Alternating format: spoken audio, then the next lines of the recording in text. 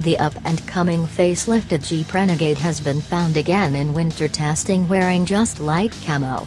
Won't it get icy? Captured someplace in Northern Scandinavia where it's as of now nippy, the restored Renegade shows off an updated front guard, which includes another shape for the lower air consumption, and the internal repositioning of the mist lights, tidying up the front belt. The backside of the Renegade wears coordinating swirly camo, however there's very little to break down about it, even the X-state of the blocky taillights will be held by its looks. These covert agent shots likewise give appear inside, where the dashboard screen has detectably developed in estimate, and the lower segment of the dash with its spec and sound controls has been overhauled. The revive of the Renegade is required to make a big appearance at some point this year, making it a 2019 model. The present emphasis of the Fiat-related Renegade was first disclosed at Geneva 4 years back, so it's absolutely due for a 2019 facelift.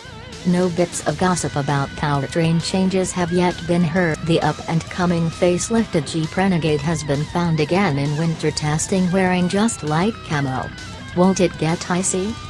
Captured someplace in Northern Scandinavia where it's as of now nippy, the restored Renegade shows off an updated front guard, which includes another shape for the lower air consumption, and the internal repositioning of the mist lights, tidying up the front belt. The backside of the Renegade wears coordinating swirly camo, however there's very little to break down about it, even the X-state of the blocky taillights will be held by its looks.